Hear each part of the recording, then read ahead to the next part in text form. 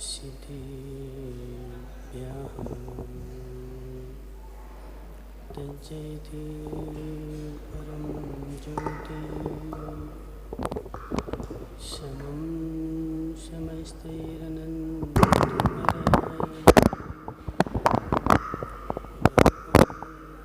विशकला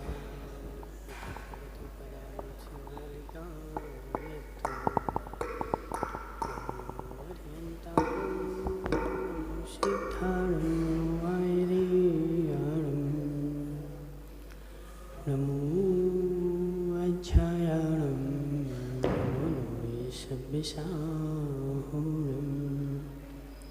पंच परमेष्ठी भगवान की अनंत अनंत सिद्ध परमेष्ठी भगवान की एक जराट देवादेव सुपालशनाथ भगवान की एक जराट देवादेव वांशपूज भगवान की आचार्य भगवान अमृत चंद्र स्वामी के आचार्य भगवान विद्यासागर जी महाराज की आचार्य भगवान विशुद्ध सागर जी महाराज की आचार्य भगवान विभव सागर जी महाराज की बोलो प्रभु जी शुद्ध सागर जी महादेव की प्रभु जी शुद्ध सागर जी महाराज की बोलो मुनि संत की जय। मनुष्य तीर्थंकर भगवान की दिव्य देशना शादवाद वाणी जयवंत हो। आचार्य भगवान अमृत चंद्र स्वामी पुरुषार्थ सिद्धि उपाय ग्रंथ में समझा रहे हैं कि हे जीव, जो निमित्त होता है वह नैमित्तिक को प्रभावित करता है। निमित्त से नैमित्तिक प्रभावित होता है और नैमित्तिक से निमित्त प्रभावित होता है। जीव ने परिणाम किए तो कर्म का बंध हुआ और कर्म का उदय आया तो जीव के परिणाम हुए। गाथा नंबर 12 में आचार्य भगवान ने समझाया था कि जीव के परिणाम के फलस्वरूप कर्म का बंध होता है। जैसे जैसे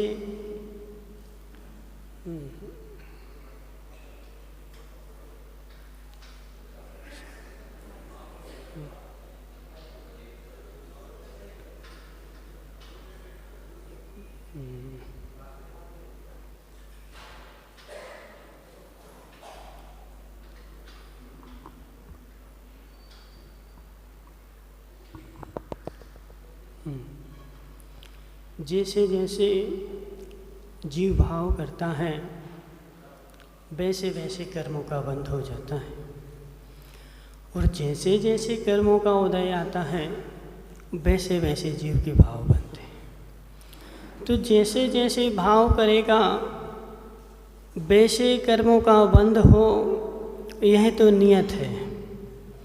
जैसे जीव के भाव होंगे माताओं वैसे कर्म का बंध नियत है, उसको टालने की क्षमता किसी में नहीं।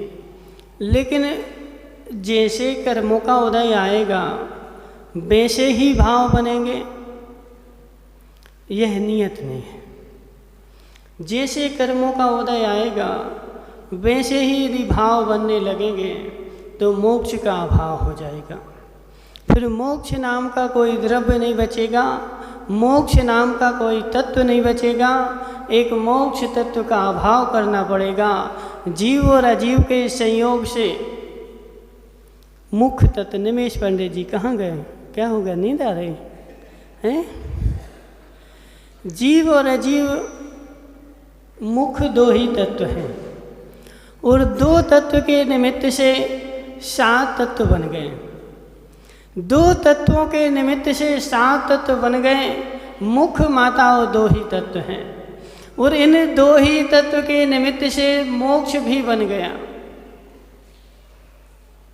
जीव और अजीव के निमित्त से मोक्ष बन गया। मोक्ष बनाना होगा बाजी, नहीं बनाना। तो जैसा निमित्त होगा वैसा नैमित्तिक को प्रभावित करेगा। यह सर्वथा कथन नहीं है।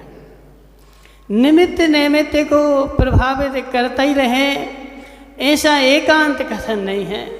कथनचित कथन है।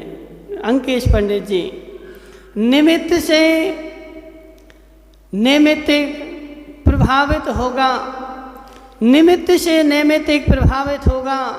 यदि ऐसा एकांत कथन बना दोगे तो फिर संसार का कभी अभाव नहीं होगा, क्योंकि संसार में निमित्त का कभी अभाव होता नहीं। निमित्त जो है वह त्रिकालिक होता है, नैमित्तिक में परिवर्तित हो जाता है, तो निमित्त अपने स्थान पर रखा रहता है और नैमित्तिक का परिणमन भिन्न रूप से हो जाता है। की क्या वजह तुम घर में क्यों रह रहे? घर में क्यों रह रहे? बोलो ना। हितेश मुंगानिया, तुम बता दो। अब जी तो नहीं बता रहे, तुम घर में क्यों रह रहे? देवी के कारण कि बच्चों के कारण? तुम्हारे घर में रहने के लिए देवी निमित्त है कि बच्चे निमित्त हैं? सुनो अंकेश पंडित जी, जब तक उपादान सशक्त नहीं है तब तक देवी निमित्त है, जब तक उपादान सशक्त नहीं है जब तक बच्चे निमित्त हैं, और जब जिस दिन उपादान सशक्त हो जाएगा सो ना देवी निमित्त बचेगी और ना बच्चे निमित्त बचेंगे। उस निमित्त को तुम, क्या नाम, राजेश भाई जी बदल दो, वो वाला लगा दो जो पहले लगा था ना।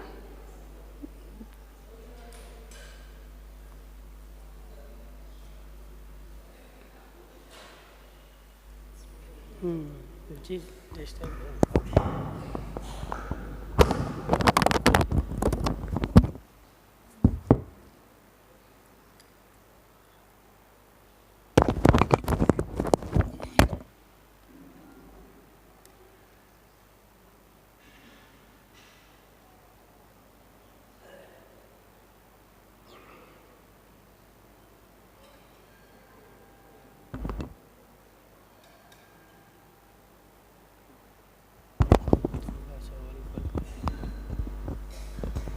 इसको आगे साइड लगा दो।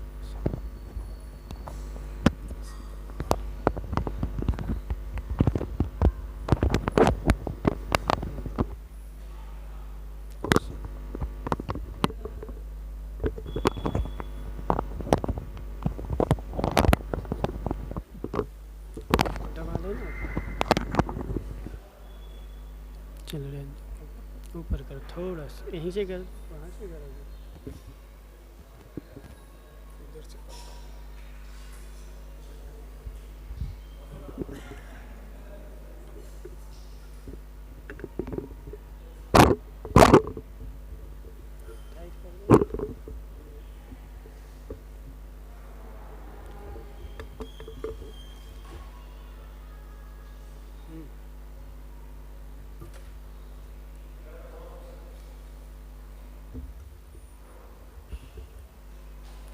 सीधे करो ना पीछे से।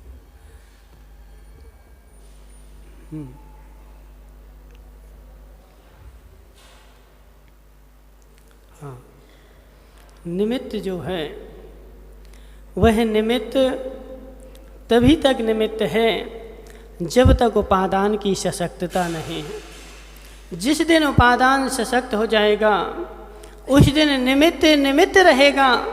निमित्त का अभाव माता उत्तरकाल में कभी नहीं होगा, निमित्त का अभाव उत्तरकाल में कभी नहीं होता। जब भी कार्य का अभाव भी होता है तो निमित्त के सद्भाव में ही होता है। इतने तीर्थंकर हो गए सुदीप भाई। शांतिनाथ भगवान घर में रह रहे थे, शांतिनाथ भगवान घर में रह रहे थे तो घर में रहते रहते उनके घर में संपदा थी, संपदा रूपी निमित्त उनके पास था तो घर में रह रहे थे। और जिस दिन संपदा समाप्त हो गई तो छोड़ करके वन में चले गए। जिस दिन संपदा समाप्त हो गई उस दिन, थोड़ी सी आवाज़, थोड़ी सी मामूली बढ़ा दो। जिस दिन संपदा समाप्त हो गई उस दिन छोड़ करके जंगल में चले गए। निमेश पंडित जी, ऐसे ही हुआ ना? नहीं हुआ ऐसा, क्यों? तो निमित्त था ना, निमित्त चला गया। निमित्त चला गया तो कार्य का अभाव हो जाना चाहिए। माताओं, निमित्त क्या कार्य करवा रहा था? निमित्त कार्य करवाने के लिए क्या जबरदस्ती कर रहा था? मनसुख लाल जी, तुम घर से यहाँ आ गए, घर से यहाँ आ गए, कोई निमित्त था कि नहीं था? बोलो ना, निमित्त था कि नहीं था? क्या निमित्त था? हम तो यहाँ थे, तुम्हारे साथ में थोड़ी थे हम। हम तो यहाँ बैठे थे। धर्म द्रव्य तुम्हारे लिए निमित्त था कि नहीं था? धर्म द्रव्य निमित्त था। धर्म द्रव्य की निमित्तता में तुम घर से यहाँ आ गए। अब तुम यहाँ आकर बैठे, क्या धर्म द्रव्य निमित्त नहीं है? तो तुम आगे क्यों नहीं जा रहे? श्रीपाल जी, धर्म द्रव्य निमित्त है, फिर तुम आगे क्यों नहीं बढ़ रहे? यहाँ क्यों बैठ के रह गए? अच्छा,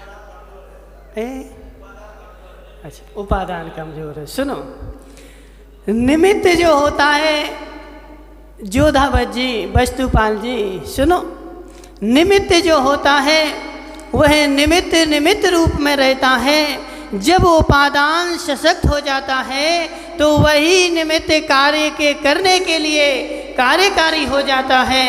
और जब निमित्त उपादान की योग्यता बदल जाती है तो उसी निमित्त के सद्भाव में कार्य का सद्भाव बदल जाता है। उपादान सशक्त होता है। निमित्त तो कुछ भी मिल जाता है। जब उपादान की होनहार अच्छी हो, उपादान से कार्य होना हो, तो निमित्त तो कुछ भी बन जाता है। निमित्त एक ना मिले तो दूसरा हो जाता है। मनसुख लाल जी बीमार हो गए। मनसुख लाल जी बीमार हो गए और मनसुख लाल जी की बीमारी में अब इन्होंने अच्छे से अच्छे डॉक्टर को दिखाया, बीमारी ठीक हो गई।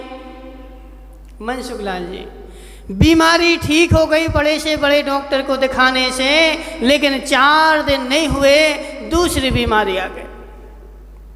माता होता है ऐसा कि नहीं होता? 4 दिन नहीं हुए दूसरी बीमारी आ गई और दूसरी बीमारी का इलाज कराया, तीसरी आ गई, तीसरी का करवाया, चौथी आ गई।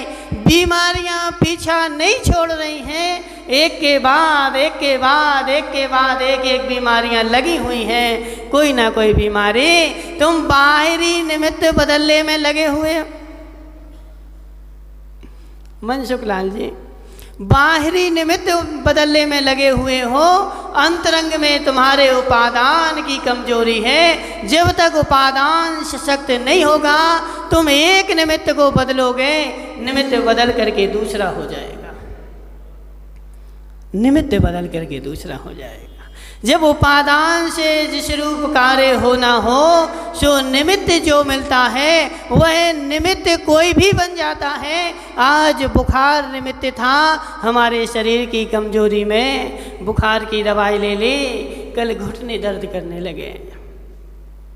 हितेश मुंगाणिया, कल घुटने दर्द करने लगे, कल घुटने की दवाई ले ली, परसों सिर दर्द होने लगा।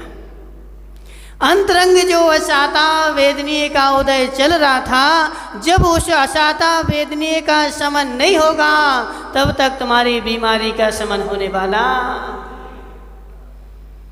अंतरंग उपादान, बहिरंग निमित्त। माताओं, बहिरंग निमित्त। जब अंतरंग में कर्म का उदय आता है तो बहिरंग में यदि कई बार ऐसा होता है कि बेचारे को कोई भी निमित्त नहीं मिले।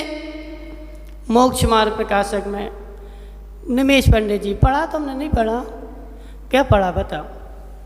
मोक्ष मार्ग प्रकाशक में क्या लिखा हुआ है कि कहीं कहीं ऐसा होता है कि किसी दूसरे व्यक्ति को देख करके हमारे परिणाम खराब होते हैं, और कहीं कहीं ऐसा होता है कि कोई सामने होता ही नहीं है, फिर भी बेचारा अपने बैठे बैठे पूर्व की सोच करके निमित्त खराब परिणाम खराब करता रहे। अंकेश पंडित जी, ऐसा होता कि नहीं होता है? कोई भी सामने व्यक्ति नहीं होगा, किसी ने तुमसे कुछ नहीं कहा होगा, फिर भी तुम सामने बैठे बैठे पूर्व का कुछ सोच लोगे और पूर्व का सोच करके तुम्हारे परिणाम खराब हो जाएंगे।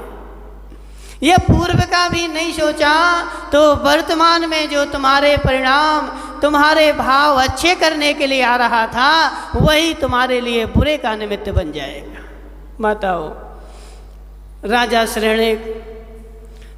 श्रेणिक को जेल में डाल दिया।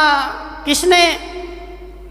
कुड़िक ने जेल में डाल दिया, और जेल में डला हुआ है, परेशान हो रहा है, दुख भोग रहा है। और एक दिन कुड़िक की बुद्धि अच्छी आ गई कि यह मैंने अच्छा काम नहीं किया।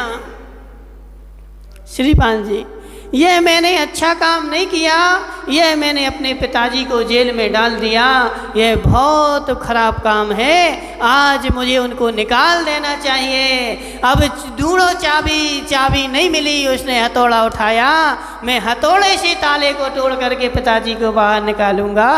चल दिया हथौड़ा लेकर के। कुड़िक ने राजा श्रेणिक ने जैसे ही देखा कि यह कुड़िक मुझे सता करके उसको चैन नहीं मिली, और आज हथौड़े से मारने के लिए आ रहा है, आज हथौड़े से मारने के लिए आ रहा है, यह मेरे प्राणों का अंत कर देगा, मैं इसके द्वारा मृत्यु को प्राप्त नहीं होऊंगा, यह जब तक आए तब तक मैं अपने प्राणों को। मनसुखलाल जी, क्या निमित्त था? क्या निमित्त था? अच्छा निमित्त था कि बुरा निमित्त था? बोलो ना। निमित्त जा रहा था अच्छा करने के लिए, उसको बचाने के लिए, लेकिन उसके उपादान में योग्यता नहीं थी बचने की, उसकी आयु कर्म पूर्ण हो चुका था। मनसुखलाल जी, राजा श्रेणिक की अकाल मरण नहीं हुआ है। राजा श्रेणिक ने भले आत्महत्या की हो, लेकिन आत्महत्या करने के बाद भी उसका स्वाकाल मरण ही हुआ है, अकाल मरण नहीं हुआ है। कुड़िक को देख करके उसने तलवार से अपनी गर्दन चला दी, और उसने अपना घात अपने हाथ से कर लिया। अब देखने वाला देखेगा कि राजा श्रेणिक का अकाल मरण हो गया, आत्मघात हो गया। नहीं श्रीपाल जी, राजा श्रेणिक का अकाल मरण नहीं हुआ, राजा श्रेणिक का स्वकाल मरण ही हुआ है। क्यों? क्योंकि जिसकी आयु का वंध हो जाए उसका अकाल मरण नहीं होता, ऐसा सिद्धांत का नियम है। माताओं, जिसकी आयु का बंद हो गया हो, उसके यदि तुम शरीर के 2 टुकड़े भी कर दोगे तब भी उसका मरण नहीं होगा, तब भी उसके 2 टुकड़े डले रहेंगे और सांसें हिलकी रहेंगी। तुम डॉक्टर के पास ले जाओगे, वह सिल देगा, वह जिंदा हो जाएगा।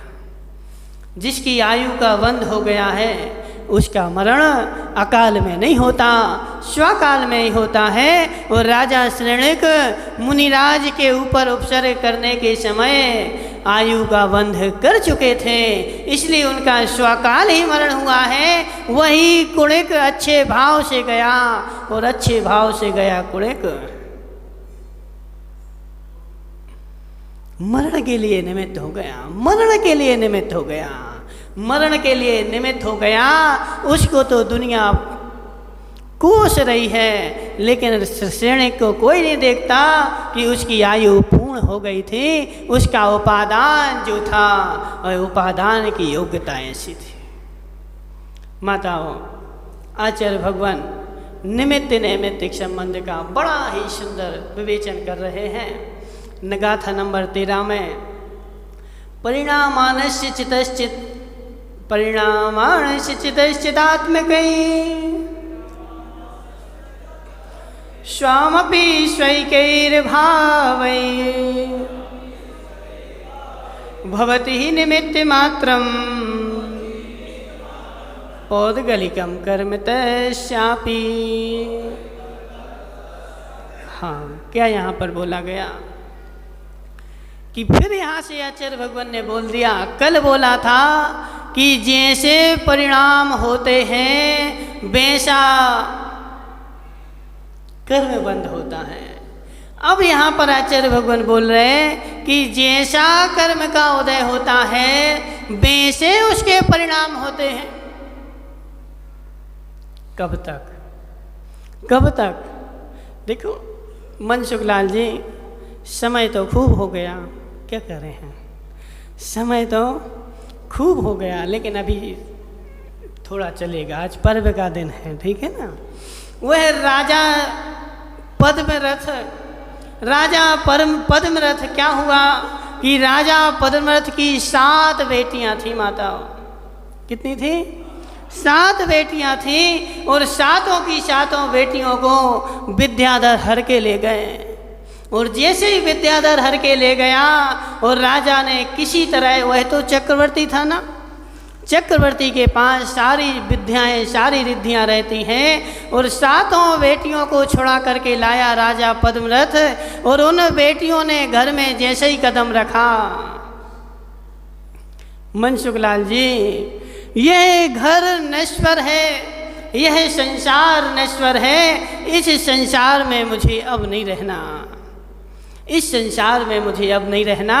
7 की 7 बेटियां आर्य का दीक्षा ले ली। अजित भाई, 7 बेटियों ने जैसे ही घर में आई और घर में अंदर कदम नहीं रखा, जंगल की ओर चल दिए कि अब मुझे घर में नहीं रहना। 7 की 7 बेटियों ने दीक्षा ले ली, आर्य का दीक्षा ले ली। और वह राजा पद्मरथ जो था उसको भी वैराग्य जग गया। माताओं, वैराग्य जग गया। ऐसा जो काम है ना, पुण्यवान जीवों के होता है। यदि पाप का उदय हो, वीरेंद्र की अम्मा, पाप का उदय हो, पाप का उदय हो यदि, तो बेचारा पकड़ के लाता कि घर में चलो, कहाँ तुम दीक्षा लेने जा रहे। लेकिन उसने पकड़ा नहीं, उसने रोका नहीं। तुम मोक्ष महल की ओर जा रही हो, मैं भी तुम्हारे साथ चलता हूँ। यदि तुम्हें दीक्षा लेना है, मैं तुम्हें नहीं रोकूंगा। उस चक्रवर्ती पद्मरथ ने भी अपना राज्य बड़े बेटे पद्म को दे दिया, और छोटा बेटा जो था विष्णु कुमार, उसकी भी होनहार एक भवतारी हितेश मुंगानिया, एक भवतारी राजा पद्म, एक भवतारी राजा महापद्म, एक भवतारी, और उसका पुत्र विष्णु कुमार भी एक भवतारी। अब जब इसी भाव से जिसको मोक्ष जाना है, उसके ऐसे भाव नहीं बनेंगे तो हितेश मुंगानिया के बनेंगे। हितेश भाई, बुरा नहीं मानना, जिसको मोक्ष जाना है तो घर छोड़ के जाना ही पड़ेगा। मोक्ष में प्रवेश करना है तो घर छोड़कर जाना ही पड़ेगा। उनके लिए 7 बेटियों का हरण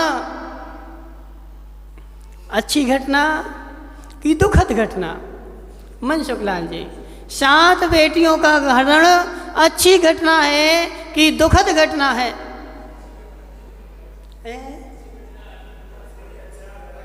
इष्ट भी अनिष्ट हो जाता है, इष्ट भी अनिष्ट हो जाता है। जब उपादान में योग्यता हो तो इष्ट भी अनिष्ट हो जाता है, और उपादान में योग्यता ना हो तो अनिष्ट भी इष्ट हो जाता है। यह अरिष्टम अनिष्टम, यह आयुर्वेदिक शास्त्र कल्याण कारकम का सूत्र है। हुकावत जी, इष्टम अनिष्टम, यदि योग्यता अनुकूल हो तो अनिष्ट वस्तु भी युग इष्ट हो जाती है। अब कल हुकावत जी बोले, महाराज जी हमने तो सोच ही लिया था आज का आहार तो हमारे यहाँ होगा। हुकावत जी, आज का आहार तो हमारे यहाँ होगा, हमने तो सोच ही लिया था। और वह डोली कहाँ गई? डोली आई कि नहीं आई? नहीं आई वो डोली, डोली हो चाहे डोली हो, जो भी हो, वह उसको राखी बांधने भी बैठ गई थी, लेकिन उसके उपादान में योग्यता नहीं थी, उसकी काल लब्धि नहीं थी, तो उसके पहले दूसरी वो बहन पर राखी बांधने बैठ गए। 2 कदम में हुकावत जी घर के पास। अब इसकी कितनी व्याख्या करें, बोले घर के पास नहीं, घर में ही निमित्त मिल जाता है हुकावत जी। जिस दिन तुम्हारा पाप का उदय आएगा, पुण्य क्षीण हो जाएगा, उस दिन जो तुम्हारे बेटे की माँ तुम्हें थाली परोस करके देती है, जिस दिन पाप का उदय आएगा, उसी घर में वह बेटे की माँ तुम्हारी थाली खिसका लेगी, परसी परसाए। वही निमित्त जो तुम्हें थाली परोस रही है हुकावत जी, इस भूल में मत रहना कि मेरे बेटे की माँ मुझे थाली परोस के देती है। तुम्हारा पुण्य सशक्त है, इसलिए वह तुम्हें थाली परोस कर देती है। जिस दिन पुण्य नहीं होगा, वह परोसी हुई थाली भी हुकावत जी घर के बाहर नहीं, घर के अंदर भी ऐसे निमित्त बैठे हुए हैं जो तुम्हारी थाली खिसकाने के लिए। सेठानी जी, किसके राग में तुम भूली हुई हो? किसके राग में? सेठ जी के? कहाँ गए वो सेठ जी? सेठ जी साहब तुम इस भूल में मत रहना कि अपनी अम्मा को हम खिलाते हैं, उनका पुण्य का उदय है, सुबह खाती हैं। तुम्हारा वो किंचित मात्र भी नहीं खाती। वह राजा पद्मरथ, जिसके लिए 7 बेटियों का हरण कर लिया विद्याधर ने, और हरण करवाने के बाद जब वापस आई बेटियां, तो वह 7 की 7 बेटियां उसके मोक्ष के लिए निमित्त बन गई। 7 बेटियों ने दीक्षा ले ली, राजा पद्मनाथ ने दीक्षा ले ली, और उनकी छोटे बेटे को युवराज पद दिया था। कोई भिखारी नहीं था। निमेश पंडित जी, अजित भाई, यह निमेश क्या बोलता है पता है? निमेश की सोच ऐसी है कि जिसके घर में खाने को नहीं हो, जिसके वहाँ कमाने को नहीं हो, सो वह जाकर दीक्षा ले। हमारे पास तो रोट रखे, हम क्यों दीक्षा? अजित भाई, ऐसा नहीं है।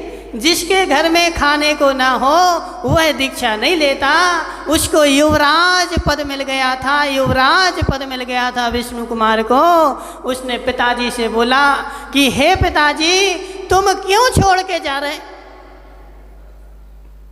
बताओ, सुनना। विष्णु कुमार ने पिताजी से क्या बोला? हे पिताजी, तुम घर क्यों छोड़ के जा रहे हैं? पिताजी ने उत्तर दिया कि हे बेटे, यह संसार, यह घर सब नश्वर है, कोई भी शाश्वत नहीं है। मैं नश्वर को छोड़कर शाश्वत की प्राप्ति के लिए जा रहा हूँ। तो हे पिताजी, जब यह नश्वर है तो मुझे क्यों दे रहे हो? मुझे भी लेके चलो। बताओ, जब यह घर नश्वर है, संपदा नश्वर है, सारी वस्तुएं नश्वर हैं, राजपाट नश्वर है, मनसुख लाल जी, यह सब तुम्हारी दुकानें भी नश्वर हैं, तुम्हारी दुकानें भी नश्वर हैं। सुन लो, क्या नाम है इसका? अतुल भाई, एक हो गया वो भी नश्वर है, वो भी तुम्हारा साथ नहीं देगा। तुम कितने उसको छाती पर लाद के चलो, उसको नीचे नहीं उतारो, कितने उसको प्यार से पालना, सारी सुविधाएं उसको दे देना, लेकिन आज तुम हमारी बात लिख लो, वो भी तुम्हारे काम में नहीं आएगा, वो भी नहीं आएगा। अजित भाई, क्यों नहीं बताते तुम इनको, निमेश पंडित जी को? निमेश पंडित जी, ना धन काम में आएगा, ना धन वाले काम में आएंगे।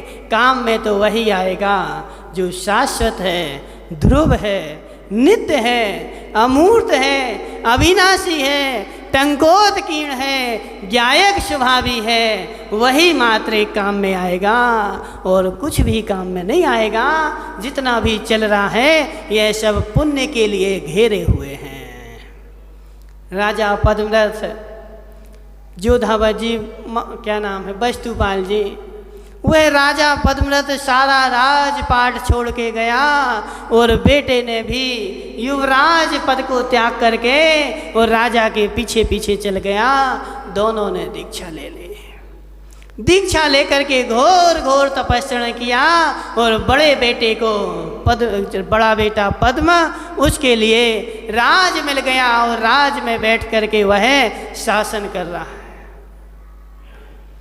अब जिसको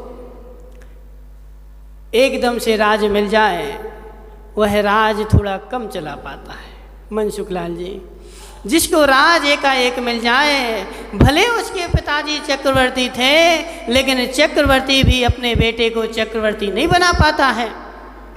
अंकेश पंडित जी, गाथा देखो, गाथा देखो, चक्रवर्ती भी अपने बेटे को चक्रवर्ती नहीं बना पाता है। क्या उसकी भावना नहीं होती कि मेरा बेटा भी चक्रवर्ती बन जाए? माताओं, उस चक्रवर्ती का उपादान सशक्त है, इसलिए 9 निधियाँ 14 रत्न उसके पास रहते हैं और जिस दिन चक्रवर्ती छोड़ के जाता है 1 मिनट भी नहीं लगता, वह सारी 9 निधियाँ 14 रत्न कहाँ विलीन हो गए कुछ पता नहीं चलता। माताओं, कुछ भी पता नहीं चलता कि कहाँ निधियाँ गईं, कहाँ रत्न गए। सारे के सारे उसके पुण्य का उपादान था, सारे निमित्त जुटे हुए थे, पुण्य उसका उसके साथ चला गया, निमित्त भी सारे विलीन हो गए। वह पद्म राजा राजगद्दी पर बैठ गया। लेकिन अजित भाई तुम ऐसी गलती नहीं करना, ठीक है ना? कैसे तुम ऐसी गलती नहीं करना। जैसे ही पद्मरथ राजा गया और पद्म राजगद्दी पर बैठा, आज पास के सारे शत्रु उस बेटे को चारों तरफ से घेर गए और सारे शत्रुओं को तो उसने विलीन कर दिया। लेकिन एक राजा, कौन? सिंहबल राजा जो था, वह दमदार राजा था, वह पद्म के काबू में नहीं आ रहा था और बहुत दिन हो गए उससे परेशान होते होते। क्या किया जाए? हितेश मुंगानिया, बहुत दिन हो गए राजसिंह बल से उसको परेशान होते होते। उसने सारे नगर में ऐलान करवा दिया कि जो राजा पद्मरथ को हराएगा, मेरे चरणों में बंदी बनाकर लाएगा, उसके लिए मुंह मांगा इनाम मिलेगा। सुदीप भाई, छोटा मोटा नहीं, मुंह मांगा इनाम दिया जाएगा। जो उसकी इच्छा होगी उसके अनुसार उसको इनाम दिया जाएगा। और वह चारों मंत्री, माताओं, कौन? भूल गए? नमी, प्रहलाद, बृहस्पति और नमूची, जिनको कल काला मुंह करके भगा दिया था राज्य से, अब वह ऐसे वैसे नहीं थे, तारों के चारों। प्रवीण पारसौलिया जी सुनो, प्रवीण पारसौलिया, तुम कितने चतुर हो, कितने चतुर रहो, लेकिन एक दिन मुंह काला हो ही जाएगा। कितनी चतुराई रहो, कितने चतुर बने रहो, लेकिन एक दिन मुंह काला हो ही जाएगा। जिस दिन पाप कर्म का उदय आएगा, मुंह काला हो ही जाएगा। प्रवीण जी, तुम इस भूल में मत रहना कि मैं बहुत चतुर हूँ। कितने ही चतुर रहो, लेकिन कर्मों के आगे मनसुखलाल जी, तुम्हारे तो परिवार के हैं वो, क्यों परिवार के ना, आज उनको समझा देना था, ठीक है ना? आज तुम उनको समझा देना। प्रवीण भाई, जितनी चतुराई हमारी है, हम जितने चतुर हैं, हम इतने चतुर नहीं हैं। तुमसे लाख गुना ज़्यादा चतुर कोई है तो वह कर्म है। तुमसे कहीं गुना ज़्यादा चतुर कोई है तो वह कर्म है। वह कर्म तुम्हें ढील दिए हुए है, छूट दिए हुए हैं कि फैल जाओ, तुम्हें जितना फैलना हो। वो कहेंगे गाय वाली अम्मा नहीं आई, बैठी ना गाय वाली अम्मा, समझना खेत में गाय को ले जाते हैं और एक बड़ी सी रस्सी से गाय को बांध देते। गाय बेचारी सोचती हम तो छूट गए, हम तो छूट गए। और वह लहराती हुई फसल को देखती है कि अब हम इस फसल को खा लेंगे। लेकिन तुम कितनी होशियार हो, बांधने वाला ज़्यादा होशियार है, उसने उतनी रस्सी लंबी दी है कि तुम फसल में न जा पाओ। श्रीपाल जी, उतनी लंबी रस्सी से गाय को बांधा जाता है कि वह मात्र घास ही चरती रहे, घास ही चरती रहे, फसल में ना जा पाए। लेकिन वह बेचारी गाय स्वच्छंद हो जाए कि अब तो हम पूरी फसल चर लेंगे। तो हे गाय, बांधने वाला इतना मूर्ख नहीं है। इसलिए प्रवीण भाई पारसोलिया, कर्म इतना मूर्ख नहीं है। कर्म ने तुम्हें छूट दी है संसार में घूमने की, संसार में मनमानी करने की, लेकिन अभी भी तुम रस्सी से बंधे हुए हो, अभी भी तुम कर्म की रस्सी से बंधे हुए हो। वह तुम्हारी परीक्षा ले रहा है कि भागो, तुम कहाँ तक भागते हो, डोर तो हमारे हाथ में है। निमेश पंडित जी, सत्य है कि असत्य है? तुम कितनी चाहे संसार में मायाचारी कर लो, कितने ही दगाबाजी कर लो, कितने ही मायाचारी करो, लोभ करो, कुछ भी करते रहो, लेकिन तुम्हारे लोभ करने की डोर भी कर्म के हाथ में है। जिस दिन वह अपनी डोर खींचेगा, तुम्हारा एक भी नहीं चलने वाला। तुम्हारी सारी चतुराई उसी दिन फेल हो जाएगी। जो चतुराई है ना मनसुख लाल जी, वह भी कर्म की ही देन है। देखो प्रवीण भाई, यदि तुम्हें हमारा विश्वास नहीं हो तो जब तुम्हें समय मिले तो तुम इन मनसुख लाल जी के यहाँ चले जाना, ठीक है ना? वो तो तुम्हारे परिवार के हैं ना, तो उनका तो विश्वास है तुम्हें कि नहीं है? है ना? तुम्हारी जो चतुराई है वह भी कर्म की ही देन है। तुम्हारी चतुराई किंचित मात्र भी नहीं है। कर्म अपनी डोर खींचेगा, तुम्हारी सारी चतुराई चली जाएगी। सुदीप भाई, कितने चतुर हो तुम, कितने चतुर हो तुम। तुम किंचित मात्र भी चतुर नहीं हो। तुम मात्र बाह्य वस्तु को देखने के लिए अपने को चतुर बनाए हुए हो। वह राजा पद्मरथ और विष्णु कुमार दोनों ने जाकर के माताओं दीक्षा ले ली और दीक्षा लेकर के तप कर रहे हैं। और वहाँ से वह चारों के चारों घूमते घूमते, जिनका काला मुंह हो गया था, निमेश पंडित जी, जिनका कल काला मुंह हो गया था, वह काला मुंह लेकर के और घूमते घूमते घूमते घूमते हस्तिनापुर नगर में पहुंच गए। और उस नगर में पहुंचते ही अब खाने को तो कुछ है नहीं, क्या किया जाए? लेकिन बुद्धि उनके पास, बुद्धि भी खूब है और बल भी खूब है। उन्होंने 1-2 दिन यहाँ वहाँ निकाले। और एक दिन राजा का ऐलान हो रहा था कि जो राजा सिंहबल को पकड़ के लाएगा उसको मुंह मांगा इनाम दिया जाएगा, और जितनी सेना वह चाहे उतनी सेना भी राजा की तरफ से दी जाएगी। उन चारों मंत्रियों ने जैसे ही सुना, चारों ने सलाह कर ली।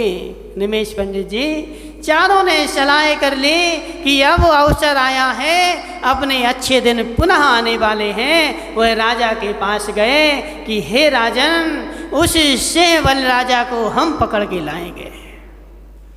आप अपनी सेना हमें दे दो, हम सिंहबल राजा से लड़ने के लिए जाएंगे और उस सिंहबल को पकड़ के लाएंगे। चारों के चारों मंत्री रथ पर सवार होकर के सेना को लेकर के सिंहबल की ओर चल दिए और युद्ध का नगाड़ा बजा दिया। एक तरफ से मंत्री और एक तरफ से राजा सिंहबल। अभी भी मनसुख लाल जी, उनका पुण्य का उदय था, अभी भी उनकी सत्ता में पुण्य था। और पुण्य सत्ता में होने से उन्होंने सिंहबल राजा को पकड़ लिया और सिंहबल राजा को पकड़ करके बंदी बना करके और पद्म राजा के चरणों में डाल दिया कि हे राजन, हमने अपना वचन पूरा किया, अब तुम अपना वचन पूरा करो। यह रहा तुम्हारा शत्रु सिंहबल, अब आप हमें मुँह मांगा वरदान। पद्म राजा ने भी बोला कि हे मंत्रियों, हे सैनिकों, हे योद्धाओं, मैंने जो कहा है मैं अपने वचन पर आज भी अटल हूँ। मांगो तुम्हें क्या चाहिए है, मांगो तुम्हें क्या चाहिए है। बोले राजन, राजन तुमने जो वचन दिया है वह वचन आज रखा रहने दो, जब हमें आवश्यकता होगी तब मांग लेंगे। मनसुखलाल जी, मनसुखलाल जी, प्राण जाते हो तो दे देना, लेकिन कभी किसी को वचन नहीं देना। प्राण जाते हो तो दे देना। हितेश भाई, यदि तुम्हारे पास जो भी संपत्ति हो आज ही पकड़ो, कल की कोई बात नहीं। कल की आचार्य के पास मनसुखलाल जी हम लोग कुछ मांगते थे कि आचार्य पेन चाहिए, ले जाओ। नहीं अभी तो है, नहीं कल नहीं देंगे। यदि चाहिए तो तुम्हें आज ही ले जाओ। क्यों? क्योंकि आज हमारे पास है और कल नहीं होगा। तुम हमारे पास मांगने आओगे, फिर कहोगे कि तुमने कहा था कि पेन देंगे। श्रीपाल जी, इसलिए जो हो तुरंत लेके जाओ, कल हम कुछ नहीं देंगे।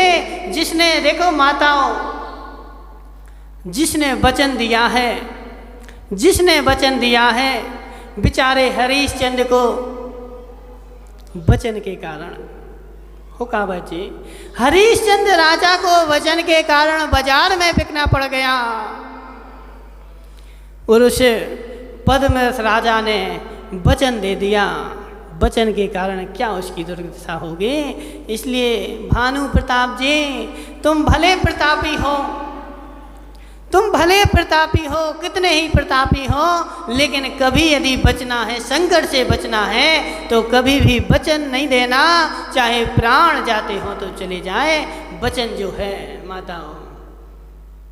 उस राजा ने वचन दे दिया कि चलो हम तुम्हें, जब तुम मांगोगे, जब तुम्हारा वचन हमारे पास गिरवी रखा है, हमारा वचन गिरवी रखा है, और जब तुम मांगोगे हम दे देंगे।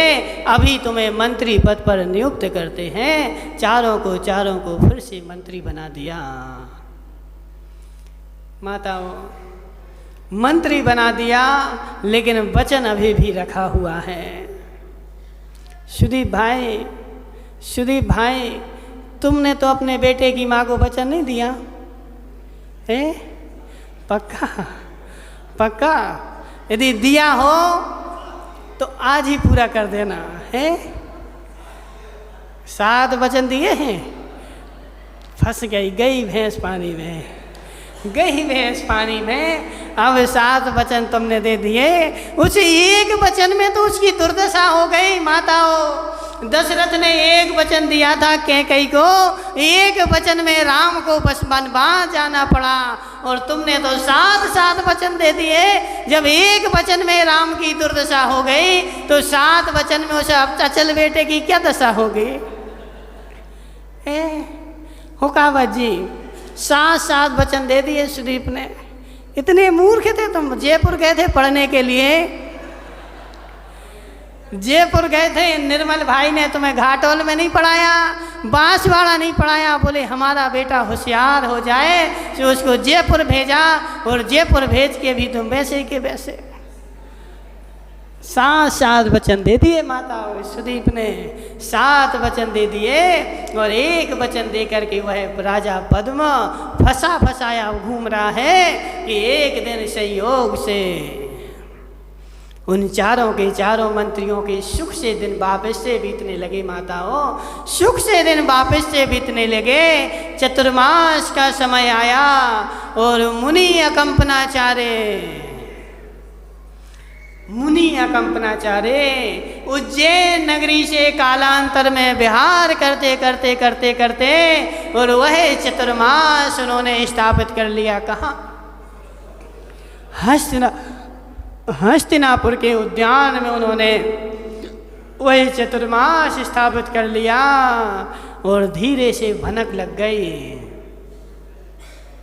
किसको? चारों के चारों मंत्रियों को भनक लग गई कि जिसने हमें काला मुंह करवा के राज्य से निकाला था, जिसके कारण हम राज्य से बेदखल हुए थे, वह चारों के चारों फिर से यहाँ आ गए। अब हम इनको छोड़ने वाले नहीं हैं, अब इनको अपनी बेइज्जती का बदला लेंगे, अपने काले मुंह का बदला लेंगे। मनसुख लाल जी, वह तो चारों भूल चुके थे ना,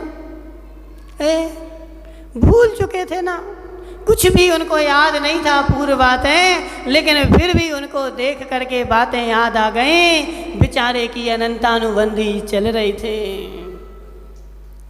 श्रीपाल जी बोल रहे थे, बोले महाराज जी हम तो भूल जाएंगे तो हमें बंद नहीं होगा, भूल जाएंगे तो हमें बंद नहीं होगा। श्रीपाल जी तुम कितने ही भूल जाओ, कितने ही भूल जाओ, लेकिन अभी सत्ता में तो पड़ा हुआ है ना, सत्ता में तो पड़ा हुआ है। और सत्ता में पड़ा हुआ है माताओं, 50 साल पहले हमारी किसी से लड़ाई हुई थी, हमें किंचित मात्र भी पता नहीं किससे लड़ाई हुई थी, वो कहाँ गया। हम अपने घर में सुख से रह रहे हैं और वो अपनी जगह पर सुख से रह रहा है, लेकिन जैसे ही वह मिलता है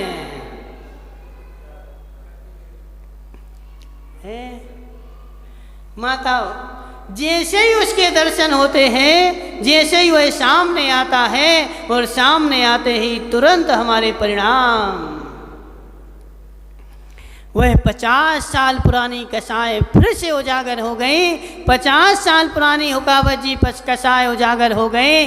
तुमने अभी कसाय छोड़ी नहीं थी, वह सत्ता में अबुद्धिपूर्वक तो चल ही रही थी और वह लगातार चल रही है। अनंतानुबंधी अभी बैठी हुई है। की कहा जी, अनंतानुबंधी अभी बैठी हुई है, अभी अनंतानुबंधी गई नहीं है। भले तुम भूल जाओ, भले भूल जाओ, लेकिन जब तक भूलोगे नहीं तब तक कसाय नहीं जाएगी। यदि उसको देख करके तुम्हारी कसाय उमड़ रही है तो तुम अभी कसाय ही हो, तुम्हारी कसाय का अभाव नहीं हुआ है। उन चारों के चारों मंत्रियों की कसाएं अजित भाई पुनः उजागर हो गई कि हम इनसे बदला लेकर रहेंगे, जैसे भी हो, किसी भी प्रकार से हम इनसे बदला लेकर ही रहेंगे। माताओं, उनकी बुद्धि पुनः चलने लगी, पुनः चलने लगी। कैसे हो इनसे हम बदला लें, लेकिन यह जो राजा है, यह राजा पद्म, यह जैन धर्म का अनुयायी है और इसके रहते तो हम इनसे बदला ले नहीं सकते। किसी भी प्रकार से, जिस प्रकार हो, इसको यहाँ से हटाना पड़ेगा, रास्ते से अलग करना पड़ेगा, जैसे भी हो। याद आ गया, याद आ गया। क्या क्या राजा ने हमें वचन दिया था माताओं, राजा ने हमें वचन दिया था। बेचारे जे सारे वचन देकर के साथ साथ माताओं फंस गए तुम्हारे जाल में, फंस गए तुम्हारे जाल में। साथ साथ वचन ऐसे क्या दिए, एक बार वचन दिए। आचार्य जी कहते थे, सुना दें मनसुख लाल जी, सुना दें। बोले बेचारे इन माताओं का देखो कितना पुण्य है, कितना पुण्य है कि ऐसे बड़े बड़े घरों के राज घराने के नौकर उनको मिल गए, समझ रहे ना। और ऐसे नौकर मिले, ऐसे नौकर मिले कि उस नौकर को तो 8 घंटे काम करता है और तनख्वाह देने पड़ती हैं। ये बेचारे फ्री में नौकरी करते और पैसा देना ठीक और ला के कर देते हैं और जिंदगी भर 24 घंटे नौकरी करते। महेश सेठ ऐसे इतने सीधे सारे नौकर मिल गए माताओं। कितने भाग्यशाली माताएं हैं, कितनी पुण्यशाली माताएं हैं बदामी लाल जी। ऐसे नौकर मिल गए, 24 घंटे काम करते रहते हैं और कुछ भी संपत्ति नहीं चाहिए। हितेश भाई अब तो बन गए नौकर, अब तो बन गए नौकर, अब करनी पड़ेगी नौकरी, करते रहो और वह पर्याय पूरी नौकरी करते करते विलीन हो जाएगी। नौकर मिल गए फ्री के। अजित भाई वह चारों के चारों वचन दिए थे ना, वचन दिए थे ना। सुबह होते ही राजा के पास पहुँचे, हे राजन जो तुमने हमें वचन दिया था, जो वचन तुम्हारा मेरे पास रखा था, वह वचन हमें वापस चाहिए। राजा ने बोला, बोलो मंत्रियों, क्या चाहिए तुम्हें? बोले, हमें 7 दिन के लिए तुम्हारा राज्य चाहिए। राजा ने तथास्तु कह के उनको राज्य दे दिया, और राज्य दे करके वह राजा अन्यत्र चला गया। वह मंत्री राजा राजगद्दी पर बैठ गए, और राजगद्दी पर बैठते ही उन्होंने अकंपनाचार्य के ऊपर उपसर्ग प्रारंभ कर दिया। माताओं, 700 मुनिराजों के ऊपर उन्होंने उपसर्ग प्रारंभ कर दिया। जहाँ वह मुनिराज बैठे हुए थे, जिस कुटिया में, जिस स्थान पर मुनिराज थे, उन्होंने चारों तरफ से बाड़ी लगा दी, और चारों तरफ से बाड़ी लगा करके यज्ञ शुरू कर दिया। ऐसा यज्ञ नहीं माताओं, ऐसा भीषण यज्ञ कर दिया कि उसमें जीवों के कलेवर डालने लगे उसमें, और उस जीवों के कलेवर जलने से ऐसी भीषण दुर्गंध आने लगी कि नरक में भी नहीं आ रही होगी। सारे के सारे मुनिराज उपसर्ग को जान करके अपने ध्यान में ध्यानस्थ हो गए, अपने ध्यान में बैठ गए कि यह उपसर्ग आया है। सारों के सारे महाराजों ने सल्लेखना धारण कर ली कि यदि यह उपसर्ग टलेगा तो हम आहार ग्रहण करेंगे, यदि उपसर्ग नहीं जब तक उपसर्ग नहीं टलता है तब तक चारों प्रकार के आहार का त्याग। माताओं, चारों प्रकार के आहार का त्याग करके मुनिराज अपने ध्यान में बैठ गए, और वह मंत्री चारों तरफ से आग लगा करके बैठे हैं। और वहाँ विष्णु कुमार मुनिराज के कौन गुरु, जो अवधि ज्ञान के धारी थे, वह अपने ध्यान में बैठे थे। उन्होंने अपने राज्य का स्मरण किया कि अवधि ज्ञान में उनको झलक गया कि ओह, बीतराग दिगंबर मुनिराज धरती के देवता के ऊपर घोर उपसर्ग हो रहा है। जैसे ही उनके मुँह से वचन निकले, महावीर भाई, जैसे ही उनके मुँह से वचन निकले और उनको सुन करके उनके बास में जो छुल्लक बैठा हुआ था, एक छुल्लक जी बैठे हुए थे, पुष्पदंत सागर। कौन से?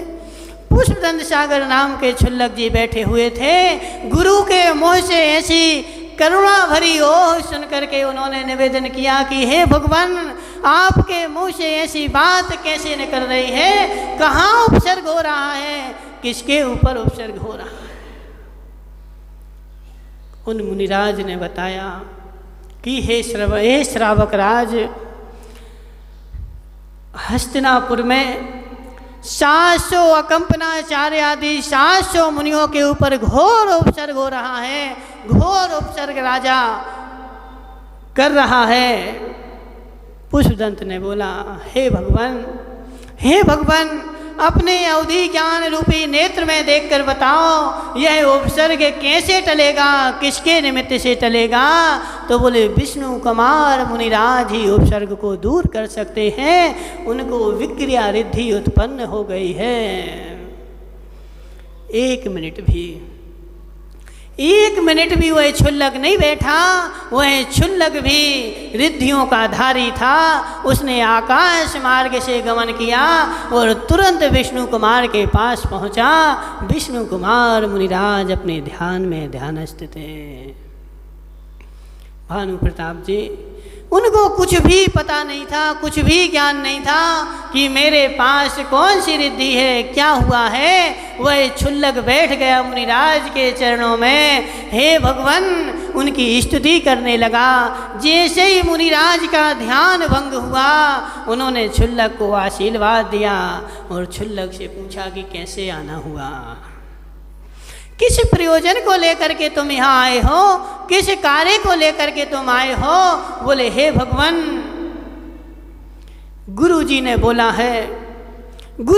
बोला है कि हस्तिनापुर में अकंपनाचार्य आदि 700 मुनियों के ऊपर घोर उपसर्ग चल रहा है। हे छुल्लक राज, हे श्रावक राज, मैं क्या कर सकता हूँ? यदि किसी के ऊपर उपसर्ग चल रहा है अजित भाई, तो मुनिराज क्या कर सकते हैं? ये तो श्रावक का धर्म है कि मुनिराज के उपसर्गों को दूर करे। मैं मुनिराज हूँ, मैं कैसे उपसर्ग दूर कर सकता हूँ? हे भगवान, आपके पास विक्रिया रिद्धि है, आपके अलावा कोई भी उनके उपसर्ग दूर करने में समर्थ नहीं है। मेरे पास विक्रिया रिद्धि है। उन्होंने अपनी विक्रिया रिद्धि की परीक्षा करने के लिए सुदीप भाई एक हाथ जैसे ही आगे बढ़ाया, वह हाथ सारी विपदाओं को दूर करते हुए सुमेरु पर्वत पर चला गया। तेजपाल जी क्या हो गया? नींद आ रही? बढ़ाओ अपना हाथ, कहाँ तक जाता है? बोले महाराज, हमारे पास कहाँ इतनी विशुद्धि है, हम तो संसार में फंसे अजित भाई, पाप की दुकान चला रहे हैं। संसार में फंसे हुए पाप की दुकान चला रहे अजित भाई, पाप की दुकान चला रहे। पाप की जो पुण्य की दुकान चलाता है, विशुद्धि की दुकान चलाता है, उसके पास अपने आप रिद्धियाँ प्रकट हो जाती हैं। माताओं, पाप की दुकान चलाते हुए रिद्धियाँ प्रकट नहीं हो सकती हैं। पाप की दुकान चलाते हुए रिद्धियाँ प्रकट नहीं होती हैं। उन मुनिराज ने अपना हाथ जैसे ही बढ़ाया, वह सुमेरु पर्वत पर जाकर टिक गया। वह समझ गए कि हस्तिनापुर में ऐसा ऐसा काम हो रहा है। वह मुनिराज तुरंत अपनी रिद्धि से और हस्तिनापुर पहुंच गए। और हस्तिनापुर पहुंचने के बाद अपने बड़े भाई पद्म से बोला कि हे राजन, हमारी पीढ़ियों दर पीढ़ियों में ऐसा मुनि के ऊपर उपसर्ग हमारे राज्य में आज तक कभी नहीं आया। माताओं, अग्नि जब जलती है तो पानी से बुझाई जाती है। हे राजन, जलती हुई अग्नि को बुझाने के लिए पानी समर्थ है, और यदि पानी से ही अग्नि जलने लगे तो अग्नि बुझेगी कैसे? यदि राज्य में उपद्रव हो रहा हो तो राजा उसको दूर करता है, और राजा ही यदि उपद्रव करने लगे तो कौन उपसर्ग दूर करेगा? धिक्कार हो तुम्हें, धिक्कार हो तुम्हें, जिसके पिताजी मुनिराज हो, जिसका भाई मुनिराज हो और उसके राज्य में मुनियों पर उपसर्ग हो, तुम्हारा राजा होने का धिक्कार है। मनसुखलाल जी, धिक्कार है। अजित भाई, तुम्हारे राज्य में यदि मुनियों पर उपसर्ग हो जाए तो तुम्हारा राज्य में रहने का धिक्कार है। क्यों? क्योंकि जो राजा होता है ना, उसको प्रजा का दुख भी राजा को ही बंद का होता है। माताओं, भूख तो नहीं लग रही? भूख तो नहीं लग रही? सुदीप भाई, जो छोटा बेटा होता ना माताओं, जब तक पुत्र 8 वर्ष का है तब तक यदि वह पाप करता है, वह सारे पाप का भागीदारी माता पिता होते हैं। माताओं, इस भूल में मत रहना, इस भूल में मत रहना। अपने पुत्र, तुम्हारा पुत्र भी यदि पाप कर रहा है, 8 वर्ष का नहीं हुआ, और 8 वर्ष का होने के बाद भी यदि वह पाप करता है तो वह भी दोष तुम्हें ही लगेगा। अजित भाई, बहुत कड़वा सत्य है, समझो। यदि 8 वर्ष का पुत्र करता है तो भी दोष लगेगा, और बड़ा पुत्र भी यदि दोष करता है तो तुम्हें ही कर्म का बंध होगा। क्यों? क्योंकि तुमने संस्कार क्यों नहीं दिए? वह तो कच्ची मिट्टी थी, उसको तुम जैसे ढालना चाहते हो कावत जी, वह मिट्टी का घड़ा भी बन जाता, कलश भी बन जाता, और उसका कटोरा भी बन जाता। जो तुम बनाना चाहते हो वह बन जाता। वह बालक तो कच्ची मिट्टी थी, अब तुम जैसे संस्कार दोगे वह वैसा ढल जाएगा, और कुसंस्कार दोगे घोर घोर पाप का बंध होगा। माताओं, निमेश पंडित जी, बुरा तो नहीं लग रहा? घोर घोर पाप का बंद होगा। माताओं, अपने बेटों को आजकल अजित भाई एक प्रथा चल गई है, बेचारा इतना सा जे बैठा ना जमूरा है, जमूरे खड़े हो जाओ, इतना सा जमूरा बैठा है, अब उसके मुट्ठी भरे तो प्राण, कितने से प्राण बेचारे के, मुट्ठी भरे प्राण, उसके जितना शरीर का वजन नहीं है उसका उतना उसको झोला टांग देते, जाओ स्कूल। माताओं, सुबह 7 बजे 6 बजे से झोला टांग दिया उसके ऊपर, जाओ स्कूल, और दिन भर स्कूल है, स्कूल में वो बैठा रहा, उसको तुमने संस्कार कब दिए? जैसा झोला टांग करके स्कूल भेजते हो कावत जी, ऐसी हाथ में डिब्बी लेकर मंदिर भी भेजना प्रारंभ कर दो। माताओं, जैसा झोले की तुम्हें टांग करके स्कूल की जरूरत रहती है, उससे कहीं ज़्यादा आज जरूरत है हाथ में डिब्बी जिनवाणी दे करके उस बालक को मंदिर भेजने की। वह स्कूल ना जाए तो चलेगा, लेकिन मंदिर ना जाए तो नहीं चलेगा।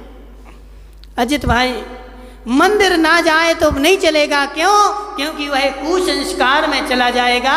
अब तुम बड़े आचार्य विद्यासागर जी का हमें एक बहुत अच्छा दृष्टांत, बहुत पुराना है, कम से कम 20 साल हो गए। आचार्य जी के पास एक व्यक्ति आया, जब अजित भाई मोबाइल नहीं चलते थे, मोबाइल नहीं चलते थे, बोले आचार्य जी बच्चे को लेकर आए, बोले बच्चा बिगड़ रहा है, आशीर्वाद दे दो सुधर जाए। तो आचार्य जी क्या बोले, सुधारना चाहते हो? बोले हाँ महाराज जी सुधारना चाहते हैं। बोले तुम्हारे घर में वो पाप का डिब्बा रखा ना? कौन? पाप का डिब्बा रखा ना, टीवी, उसको उठा करके बाहर फेंक दो, बच्चा सुधर जाएगा। माताओं, पाप का डिब्बा, पहले तो डिब्बा ही रहता था, घर में ही रखा रहता था, आज तो डिबिया आ गई, हाथ में दे दी, वह जहाँ भी बैठता है। अजित भाई, तुम्हें हमारी बात गांठ में बांध लेना, बच्चों के हाथ में मोबाइल महा दुखदाई काम है।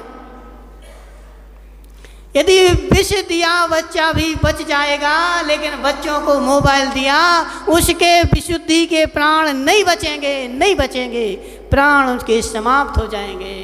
माताओं, और दोष लगेगा तुम्हें, दोष लगेगा तुम्हें, क्यों? क्योंकि तुमने उनको संस्कार नहीं दिए, तुमने उनको बेचारे को झोला टांग कर स्कूल जाना तो सिखाया, लेकिन हाथ में डिब्बी लेकर के मंदिर जाना नहीं सिखाया। की कहावत जी,